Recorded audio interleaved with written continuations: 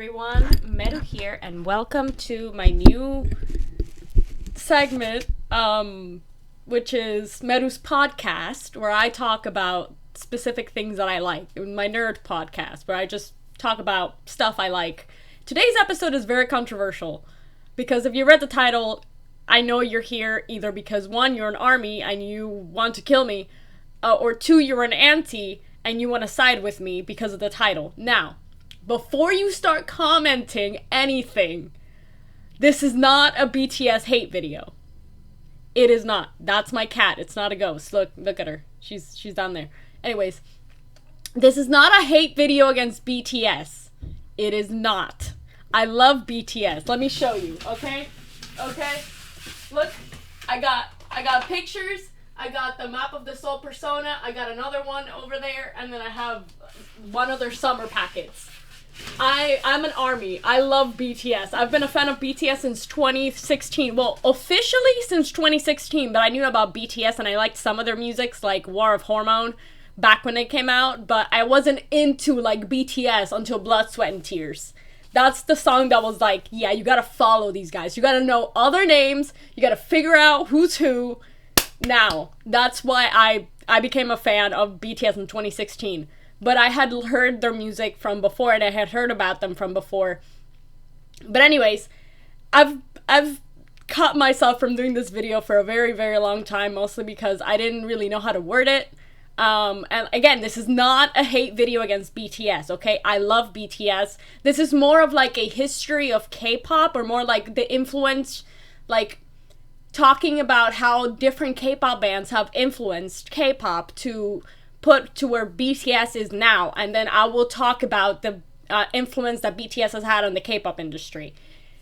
Now, K-pop has been going on since the late 90s, okay, with Taiju and the boys. I don't know, I forget. But anyways, this video is mostly about just accomplishments that other K-pop groups have done to make K-pop the way that K-pop is today. And again, this is not a hate video against BTS. I praise BTS. They have done so much. And I will talk about the stuff that BTS has done by the end. But it's just,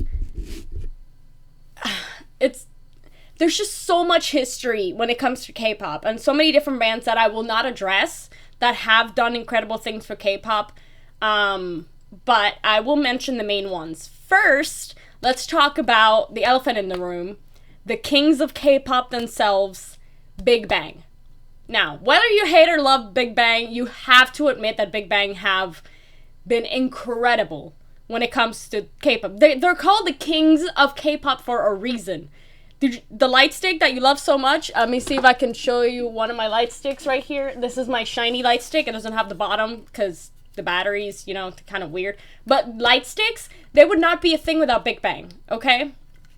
Big Bang were the first ones to have, like, their special little light stick, and then everybody else followed suit. Because Big Bang, they're trendsetters. Even today, like, they haven't had a comeback in, like, 5 years, which is, like, hurting me because I'm a huge Big Bang fan. Big Bang was the first ever K-pop band that I ever heard. I heard their song Fantastic Baby and I was in love. And then I immediately started looking at K-pop, and then I discovered SHINee, and then I was like, I gotta know all these guys' names. And SHINee was my first actual, like, K-pop obsession. Oops. Oh, that's gonna bring down my cards. Anyways, but Big Bang has done so much for K-pop. They, like, the whole, like, hip-hop, like, thing was, like, they didn't start it, but it got popularized by Big Bang because, like, they had so much, like, really good hip-hop mixed in there. And then, again, the light stick. The whole light stick thing, that was Big Bang, okay? They have done so much for the K-pop industry. Like, it's just incredible. And I just heard news that they're ready for a comeback. They have a music video and everything, and I'm dying because I love Big Bang. They're kings. They're legit kings, and I cannot wait for, oh my god, this jacket is gonna be it's way too hot for a jacket. I'm wearing my gown to sleep because it's comfortable. I look like a grandma, but it's fine. Anyways, it just looks like a cute shirt. Whatever. Anyways, yeah, just Big Bang. I'm really excited for Big Bang's new comeback. I hope it's soon, because even though I've been repeating, like, their songs, especially their last album was perfection, okay? That last album was so good. Whew, I still love it. Loser is probably one of my favorite songs of all time from Big Bang. And my number one song from Big Bang is Haru Haru. And then Loser, and then Lies, then Loser. Those are my three favorite Big Bang songs. And, like, you cannot deny that Big Bang have, like, brought so much for K-pop. Like, they have just so much. They've brought so much into the K-pop industry. Like, they dissed Mama on Mama, okay? G-Dragon, he dissed Mama during Mama. And he did it with, like, no problem. He was like, I'm G-Dragon. I am the G-Dragon, okay? You cannot mess with G-Dragon. He is great. And yes, we can argue that Big Bang is a little problematic, considering T.O.P's drug accusations, which were true. He got a little geeky with some drugs. He's fine now. He's an art collector, which is great. And then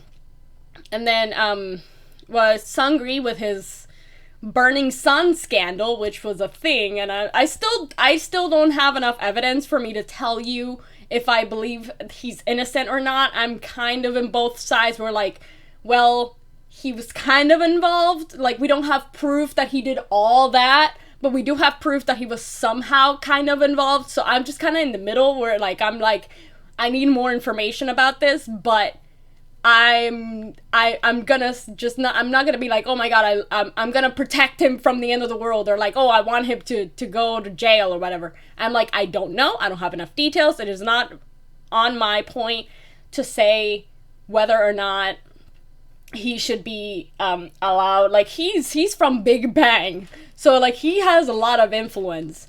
But just because of the stuff that he has done or allegedly done, it's, you know, you can argue that he's a little problematic, but we can move on from that, because I'm not, like, for or against him. I'm kind of in the middle when I'm like, he doesn't seem like he did all that much, like, related to that, but I also don't have enough evidence. So, you know, I'm just in the middle of, like, I don't know. I don't want to comment about it. So I'm gonna move on from that now. And then I think, what's his name? I don't know all the names from people from Big Bang, because, again, I like them for their music, not necessarily for the members. Like, back when I started K-pop, SHINee was the one that I actually started following as a band. That was like, oh, I have to learn all their names, all their discography, all of their concerts, all of their everything. I had to follow their social media, all that stuff, all the stalkerish kind of shit. Not stalkerish, because I wasn't like, oh my god, I gotta see everything that they're doing. I wasn't that bad, but, like, I watched all their shows, all the reality shows and stuff like that. I didn't do that for Big Bang, because I was not as attached to the members. The only members that I actually cared about were G-Dragon and T.O.P. Or Top. They call him Top. It's T.O.P., but it's Top, and it's weird. G-Dragon and Top were like my main, my biases, I guess you could say. That were my biases. And then Taeyong, because I liked his voice.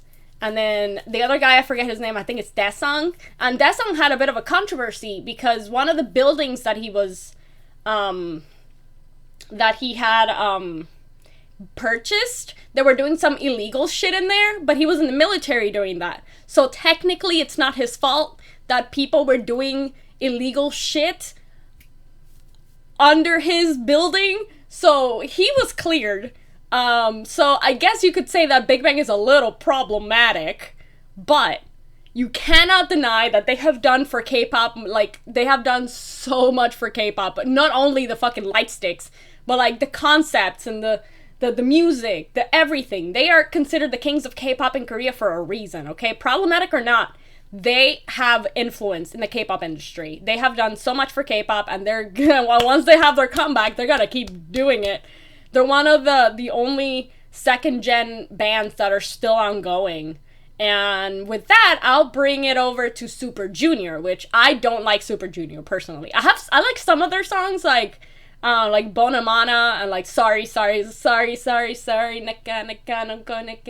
Nika, Padre, baby. I said that completely wrong.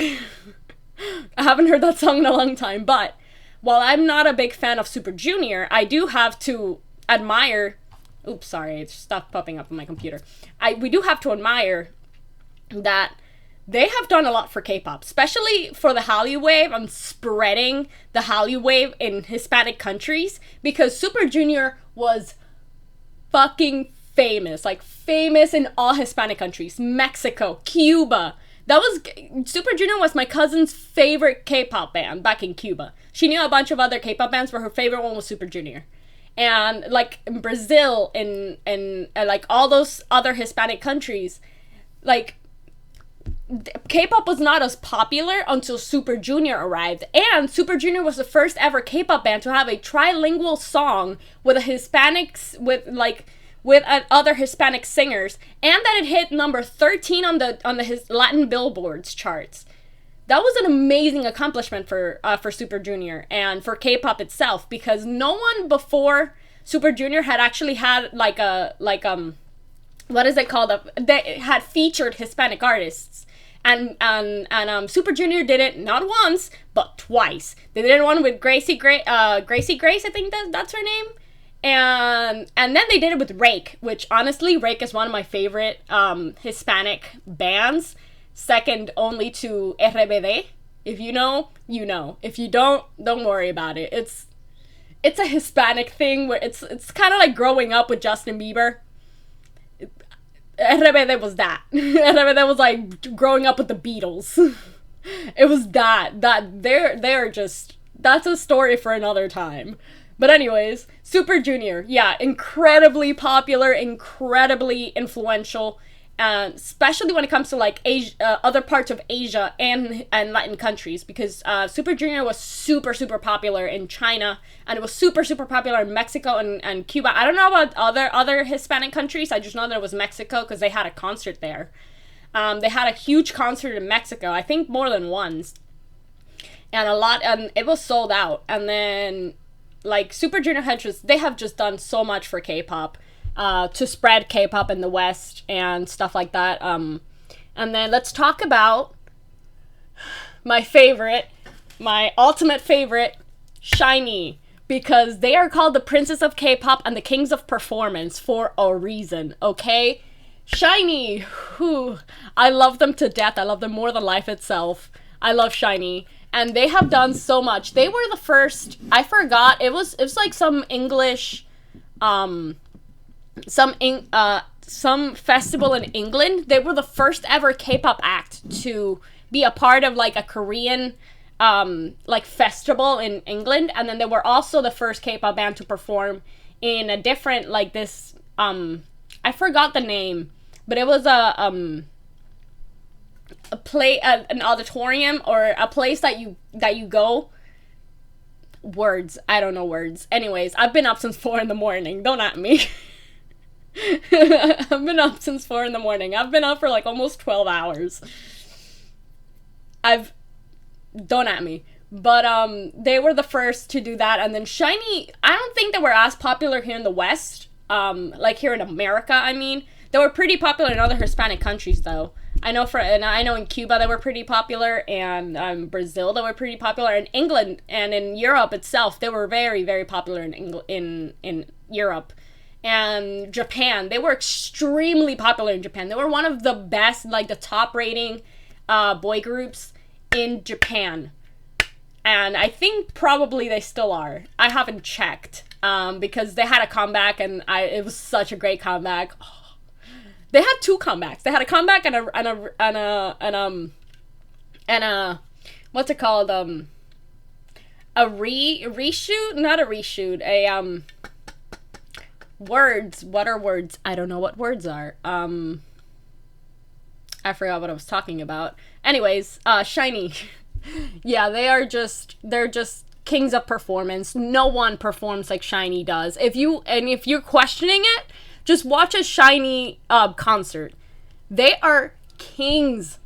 Kings when it comes to performance. These guys, they don't lip sync. They just dance and sing at the same time, and they sound perfect. They sound just like a CD. It's like they swallowed CDs right before the concert. They just swallowed CDs for lunch. They eat CDs for breakfast, okay? The SHINee is just amazing. Like, no one can compare in terms of like performance to SHINee. It's been said multiple times in Korean shows and in like Korean TV that SHINee are like performance kings, that barely anyone can ever like accomplish what SHINee has accomplished on the stage. They danced with blindfolds, okay? Look up the performance of Evil, because they dance with blindfolds on a live stage while singing and dancing while blindfold. You cannot get better than that, okay? I think that BTS actually did one dance with Jimin was blindfolded, but I don't remember. Put in the comments if I missed it, because I think that Jimin has danced with the blindfold before. I just don't remember, because it was a long time ago. But I think Jimin has done it, which perfect. He's an amazing performer. I'm not saying that he's not. I'm not saying BTS is not amazing performers. They are. I've never seen them in concert yet, but I do think that they're an amazing performance. Like, I'm not saying, SHINee it's better performance than BTS. BTS suck. No. They have two different types of performances, okay? SHINee is just, like, when they perform, it's like watching angels dance and sing. And BTS is, like, a completely different feeling that you get from, like, it's still, like, really, like, mesmerizing to see BTS, like, do stuff, because they are amazing dancers, they're amazing singers, they're amazing performers. Like, it's just amazing. Like, they're just an amazing band, okay? But we're not talking about them yet. Okay, we're not talking about BTS yet, okay? Just shove that down, put it down. We're not talking about them yet.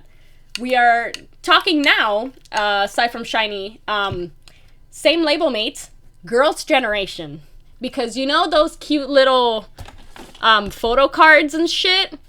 Girls' Generation. We would not have photo cards if it wasn't for Girls' Generation. That's either a good thing or a bad thing. That's up to you to decide. But this isn't a photo card. This is just like stickers from Dayoung from Twice. Cause I love her. She's great. She's not my bias. She's probably like one of my least favorite. She's still my favorite, but she's like probably like on the lower end of my favorites. But I still love her. She's bae. She's adorable. I love her. Anyways, yeah, Girls' Generation were legends. They weren't legends. They are legends, and I personally don't like them. I don't like Girls' Generation. Not for anything. I just don't like their music. I liked their older music better, like GGG, like GG and like Into the New World. That was their debut song, which broke records in Korea and spread the Hallyu wave. That was definitely them. And then but yeah, photo cards. We wouldn't have photo cards without Girls' Generation. They were the first K-pop group to ever use photo cards, and then from then on, everybody else joined in. They were like, oh, I want photo cards too, and everybody has photo cards, and now everybody has photo cards, and they trade them like trading cards. And it's great. It's great. I love it. Okay, from Girls' Generation, we can also move on to Wonder Girls, which Wonder Girls was one of the first ever attempts to go to the West. JYP basically promoted them in the West by making them open for the Jonas Brothers, and they were actually pretty successful in their music career here in the West, but because of health of the members and some other problems that they had to stop. But they had a mini concert with like a family, like all the artists from JYP. They had a concert. SM also had a concert with all their members in New York, I think in 2012, I want to say, around the 2010s, when they had a whole concert, and then they had a documentary called I Am. And it was all about, like, the artists and all that stuff. It was SHINee, Girls' Generation, it was Super Junior, and it was FX, which FX, bringing up FX was probably one of the most influential K-pop girl groups in the 2010s.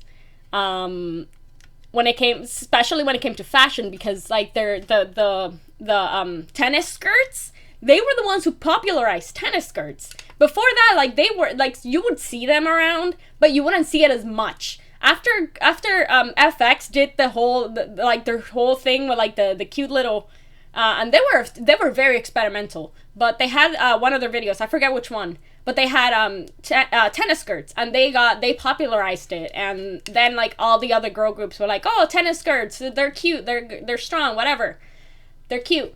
And FX was very influential because they had so many, they were like an experimental group, but they had a lot of very experimental music, and that was great because like, they were so underrated because they were very loved by netizens in Korea, and it's just SM didn't advertise them right, and they didn't use them right, which is a shame because they were so many talented members of FX, but FX was really, really popular back in its heyday. And honestly, they deserved more. But yeah, they popularized that, and Girls' Generation was also amazing. Like, their debut song was like #1 for weeks. And it's also now used in the LGBTQIA plus community in Korea. It's one of, like, their main songs that they use for that, because it's just I don't know, it just gives you that emotion of, like, oh, hey, we're different, but we're the same, you know, kind of like, oh, we're all different, but we're all in the same place. It's a great song. I love it. And it's amazing to me that it's used for LGBTQIA plus community in Korea, because it's a really great song, and I highly admire it. And again, I'm not a big fan of Girls' Generation, mostly, like, I'm just not. Back then, I just thought that 9 members was way too many, was, like, too many, because SHINee was only 5 members. I was like, oh yeah, that's fine. SHINee 5 members, Big Bang 5 members, and then Girls' Generation, like, fucking 9 members, and I was like, what the fuck? That's way too many. That's way too many people. And now I follow TWICE, which is also 9 members, and I follow Stray Kids, which is 8 members, and I follow SHINee is now unfortunately 4 members because of reasons that I'm not going to talk about because that'll make me cry. But yeah, and then, you know, BTS, it's 7 members, and then Monsta X is 6 members now. And those are all, like, the bands that I listen to right now. It's Big Bang, I still listen to Big Bang. SHINee, of course, I listen to SHINee. And then I have Stray Kids, and then, which their new song was really good. And then there was Tomorrow by Together, or TXT. We got obviously BTS. We got what other bands? VIX. I haven't heard VIX in a while, because they're all in military stuff. So speaking of VIX, they are concept kings, okay? You cannot do concepts. You cannot talk to me about concepts without mentioning VIX, because VIX, kings of concept. They had, for their Chained Up promotions, like, their album had a BDSM contract in it, because they were chained up, you know, with chokers, and then they had a BDSM contract. Like, you cannot go as hard as VIX went on their concept, okay? They went full on concept. They are concept kings for a reason, okay? VIX, they just did the bad boy concept. They did every concept, and they did it, and they grabbed it by the neck and was like, we rule now, bitch. That was that was their whole shtick, okay? They were amazing when it came to, like, their, like promoting and stuff, because they were just, like, their concepts are just magical. Like, a lot of it was very, like, dark, horror themed, which, that's they were one of the first bands to actually incorporate, like, horror themes into, like, their music, like Chained Up, and, it's Chained Up, and then, Voodoo Doll. Voodoo Doll was graphic. Voodoo Doll was hella graphic. If you've never seen Voodoo Doll by VIX, please go watch it. It is so good. My favorite song from VIX is Error. It made me cry. It still makes me cry. Every time I listen to Error, I cry. Please go watch it. It's so good. It is so good. if you just want to watch something that's gonna make you cry because it's that beautiful, Vic's Error. And then check out all the other Vic's songs because they're all good. I especially love Voodoo Doll. Voodoo Doll is a really good song. And then Chained Up is also really good. And Shangri-La is also really good. I'm just spewing stuff now. But anyways, yeah, let's see other influential K-pop bands. There was Miss A. There was After School. And then these are all bands that they were mostly popular in Asia, but the ones that did manage to come to the West was SHINee in Europe, Super Junior in Latin America, and then Wonder Girls in America. They had to stop their promotions here in America because of health issues and for other issues. I think one of the members wanted to go back to college, and then she didn't have time to perform in the U.S. and stuff. And also, they're Korean, so they only have a limited amount of time that they can be in the U.S. with a work visa. So that was the whole thing. But yeah, I'm not saying that BTS didn't pave the way. I'm just saying that BTS didn't pave the way alone. BTS has paved the way for a lot of things, especially opening K-pop up to the West, but they didn't do it alone. It was there's this huge mountain, that needs to be climbed or that needs to be picked through with axes or whatever. And then everyone is going a little bit and a little bit and a little bit and a little bit. And then BTS was the one that finally broke through and opened those doors to K-pop in the West. And now they are not BTS are not the only ones that have by themselves grown through coming to the West, because another band that I'm really into, I actually do have the light stick for them because I was gonna go to a concert. Monsta X. Monsta X, they have done really, really well in the West by themselves. They've promoted with other artists I don't remember his fucking name because he wasn't a very respectful man. Something Fontana or something. I don't remember. Joey Fontana. I don't remember his name. He's not important. But they also had a remix song with Steve Aoki, which was actually a really good song. And then their approach to the West was a little bit different than BTS because they went entirely into the lane of making American music. They went from creating K-pop to making American music for an American audience. Their English album is very much American pop. There's a little bit of hints of K-pop with the beats and their voices, but overall it's very much an American album. They went completely different from BTS. BTS are staying in their lane of being we're strictly making K-pop, or we're strictly making the music that we've always made. And then they've stumbled a little and done they did Butter, and then they Permission to Dance, and they did Mic Drop with Steve Aoki. But mostly they've stayed in the same lane of the music that they create. They've stayed very flow, and it's worked for them. A lot of people have admired that of BTS, that they come to the West, but they haven't changed the way that their music sounds. And that's really important because BTS is very well known for their music. Obviously, what else would they be known for? They're for their music, and BTS has a very specific sound, and they don't change that sound to fit the Western image of what music is. On the other hand, Monsta X did switch up their music to sound a little bit more American, and that's not a bad thing. I personally really love the album. I have it somewhere in the back, somewhere back there. I have it somewhere. I don't remember. I have 10 K-pop albums all straight next to each other, so they're not organized. I need to organize it one day. But yeah, no, the approach that BTS took to come to the West worked wonderfully, and especially it works really well because they're such great people. The people fell in love not only with their music but also with the members, the way that they treat each other, the way that they interact with people, the way that they interact with the world. It's very, very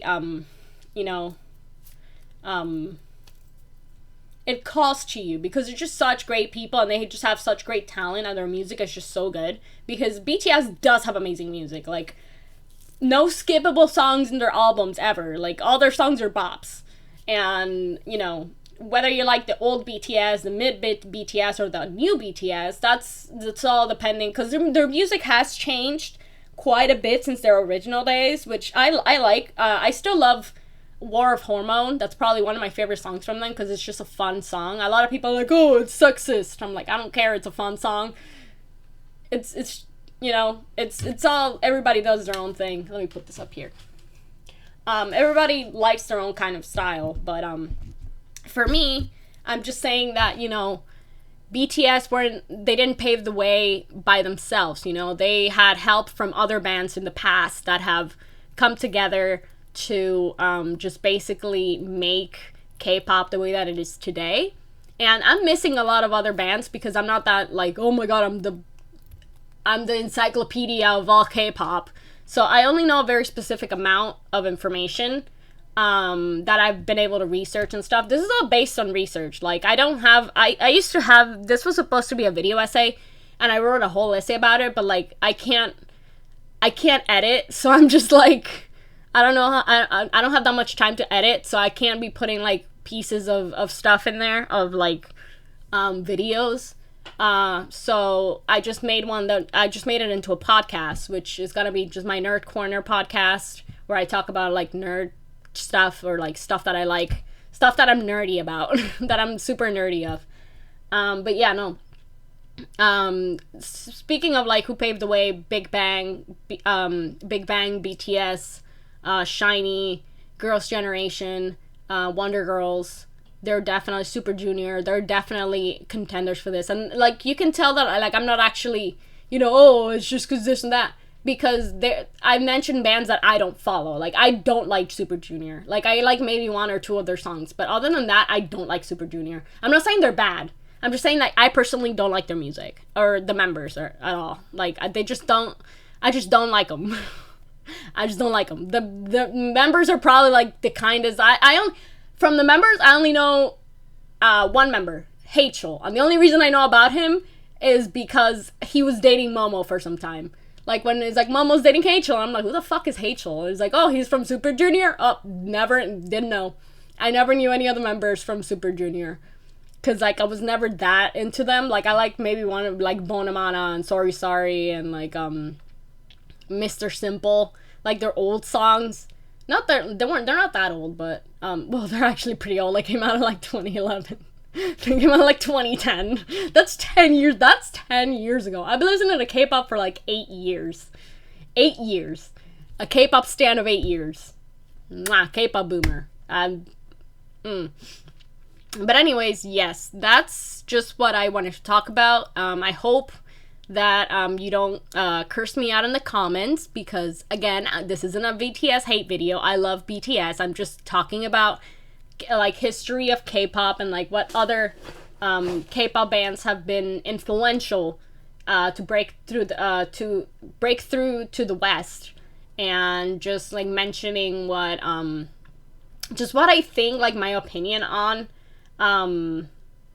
just on, like, paving the way. Like, I just don't think that just saying one band paved the way, like, that doesn't make sense, because there's just so many different kinds of K-pop bands and K-pop groups that have done so many different things for so many different reasons and for so many different kinds of success, that you can't just make it like one band broke through. Like, there's a lot of other bands that try to break through, or, like, got to a certain point of fame in the Western world, but just because of the time, or just because of just, like, the kind of, like, connections that they had, they didn't get very far. And at the end, BTS is the one that finally broke through to the West, and they're still breaking through. They haven't completely broken through, because you know how the Grammys are, they're all racist. But anyway, they're all a little racist.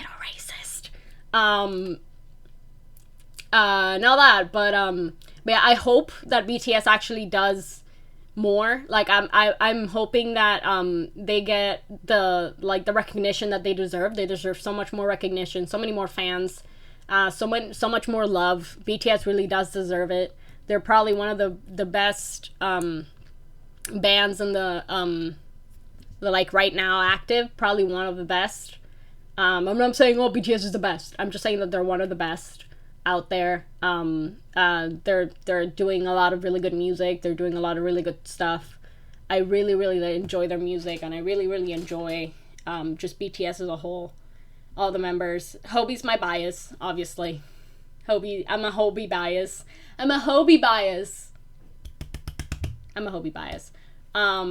Although, Namjoon is my bias wrecker. That man is way too sexy for his own good, okay? That man is just... If God made a perfect man, that would be Kim Namjoon. If God ever made, like, the most perfect man, Kim Namjoon. You cannot tell me otherwise. Kim Namjoon is the most perfect man. He's tall. He's talented. He's rich. He's nice. And he's smart. Did I say smart already? I don't remember. Anyways, he's the perfect human being. He's just perfect. He's so handsome. I love him. But anyways, yeah. That was my opinion. I don't think this is long enough to be a podcast, but I'm still gonna call it a podcast.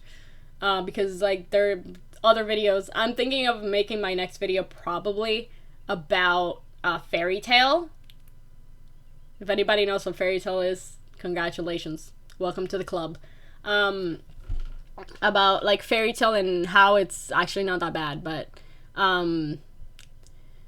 yeah, no, I just wanted to talk about K-pop. I just wanted to talk a bit about the history of K-pop. It's not really history, because I didn't really give, like, numbers or, like, oh, when this song came out or when that song came out, because I didn't have it written down. I just wanted this to be more like an open chat between two people, or, like, between me and whoever watches this video. Hello, welcome. If you've made it this far, thank you.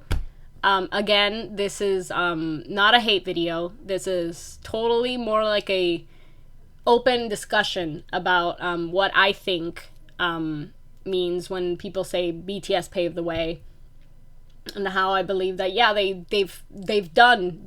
they have worked and they've paved the way, but they didn't do it alone. You know what I mean?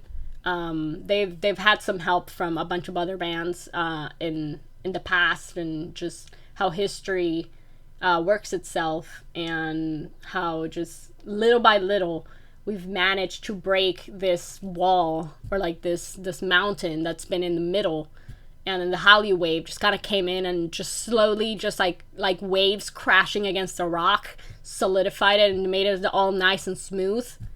That's how K-pop has been. They slowly but surely, they've been shaping the K-pop world, and shaping the Hallyu wave, and just shaping the way that other people view K-pop. And there's still a long ways to go. There's a lot of people that still think that K-pop is for little girls, and they're sexualizing fucking, like, little K-pop boys. Which is a dumb argument. It's a dumb fucking argument, because, like, K-pop is a kind of music. It's just like rock. It's just like pop. It's just like country music. It's just music. It's just in a different language. It's from a different culture, where you get to learn, like, if you start listening to their music, you get interested in their culture, and you start learning more about other people's cultures, and you get more cultured as you do. It's just, like, a lot of people are still like, oh, there's, like, it's just like the Backstreet Boys. I'm like, back in the day, the Beatles was a girl's thing. The Beatles was just a girl's thing. And now, these old men are like, oh, the Beatles were a classic. There were no little girls were listening to the Beatles. No, the Beatles was purely a fandom of like young teenage girls that were like in love with all the members of the Beatles. And same happened with like NSYNC and the Backstreet Boys and all that stuff. Like, anytime that any like young girl is interested in something, then that something is, oh, it's just bad, and no one should like, it's just stuff, the stupid stuff that little girls like. And it's just a kind of mentality that we need to move away from. But I really do think that we're moving towards a good point where like everybody is okay with K-pop. There's still a long way to go. Like, obviously there's still so much more to go, because K-pop is still seen as like garbage, or like, why are you listening to music that you don't understand? And it's annoying. It gets annoying at some point where like people just keep repeating, why do you listen to music you don't understand, when they don't understand that music just touches people differently, and it doesn't matter what language. Like, music can transcend language. It's more about the emotions and the like the voices and how the music is produced that gets you to love a specific song or like a specific band. But I really do think that BTS have done a lot for K-pop. They have done so much, and I'm so proud of them for achieving. They're gonna perform at the Grammys. They're so amazing, and I'm so happy for them, and I hope that they accomplish a lot more. But just like when you think, oh, BTS paved the way, just remember that there are other K-pop bands that came before BTS that have also helped pave the way for K-pop in the West and in Latin countries, because Super Junior was really, really, like, when I'm telling you that Super Junior was really popular in the West, I'm telling, not the West, but like in Latin America, I'm telling you that they were popular in Latin America, okay? In Cuba, where like you barely get anything, it was so popular. Like, Super Junior was like out of the ordinary, super popular. Like, everybody was learning their dances and everybody was singing it, and everybody was buying bootleg albums because it's Cuba. We don't have real albums there. We don't have you barely have internet in Cuba. So you did not have the stuff to like buy an actual album. Like, that's impossible to do in Cuba. We don't have that kind of trade. But they would like bootleg. They would buy bootleg CDs and stuff with their music and their videos and all that stuff. So it was really, really popular in Cuba and like Mexico, and I'm pretty sure other Latin countries, but I haven't checked. Like, I didn't go like specific to every country and be like, where are they popular on? Like, I didn't do that, but I do know enough from personal experience that Super Junior was really, really popular in Latin America. I mean, they had two like collaborations with two different Hispanic artists, and that was amazing, because I like Leslie Grace. I like her voice, but Rake is one of my favorite Hispanic bands, and I really, really like their rendition of like the song that they had. I forgot what it's called, and I haven't heard it in like years. But it was a good song back in the day. I'd have to hear it again because I haven't heard it in a while. But yeah, no, it's just the history of K-pop is just convoluted with a lot of different bands, a lot of different levels of success, and a lot of different stuff that has happened. So it's really difficult to like specifically tell you like this band did all this and this band did all that. But it is interesting to say that like BTS didn't pave the way, but I meant to say that BTS paved the way, but not by themselves. Like, they had help. They had from the success, or like from the failure, from the success and or failure of their predecessors, they were able to move and become better and do better and just become such an incredible band that it's really, really incredible how far they've gotten. Further than anyone before them, and it's incredible how much BTS has actually done for the K-pop industry. But you also can't forget the other bands that also did incredible things for the K-pop industry. I mean, we wouldn't have Lightsticks without Big Bang. We wouldn't have Photo Cards without Girls' Generation. And I mean, no one performs better than SHINee. And then like these are all like levels of like height. They're like levels where you get to reach, and it's like moving forward from then on, and it's just incredible how like they're able to learn from the mistakes of their predecessors to be better. And it's just amazing. I really love BTS, and I love everything that they've accomplished. If you started watching this video thinking that this was going to be a BTS hate video, I'm sorry. I'm not a hater.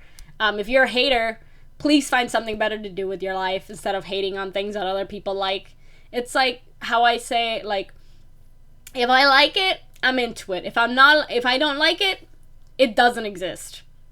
That's simple as that. Like, I don't have to be getting on other people's business. It's not my business if what people like. You can like whatever the hell you want, okay? It's none of my business, none of my beeswax. And if you like it, you like it. If it's problematic and you still like it, well, that's a you problem, not a me problem. That's all I'm saying. Like, just enjoy what you want. Stop hating on other people's stuff just because you feel entitled to hate on stuff just because you're there. Like, find something better to do than on hating on different things, okay? Anyways, thank you for watching. Thank you for making it all this way if you did. I'm sorry if this was not the video that you were expecting. Again, it's not a hate video. I really love BTS, and I just wanted to show a bit of love to them and a bit of love to other bands that help BTS become the way that they have right now, the way that they are, and how the history of K-pop have helped BTS just kind of like finish paving the way to becoming famous in the West and doing all that good jazz and becoming famous and all that. And I really do admire BTS for everything that they've done, from where they came from to where they are now. And it gives me a lot of hope that one day I'll be able to do the same. That one day I wouldn't be so pathetic as I am right now.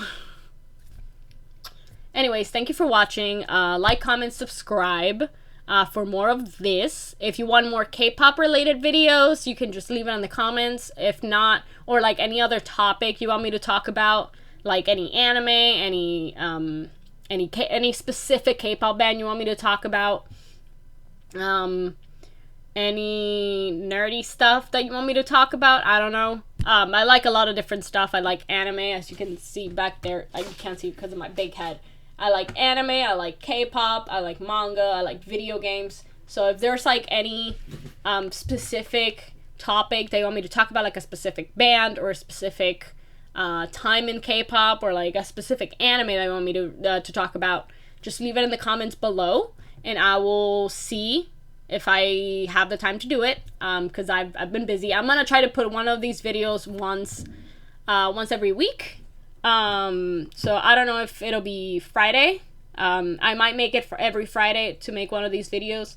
But alas, that's it for this video. Thank you for watching, and I'm gonna make this a podcast. I'm your host, Melissa, Meru. I'm your host, Meru, and I hope to see you in my next one. Bye-bye.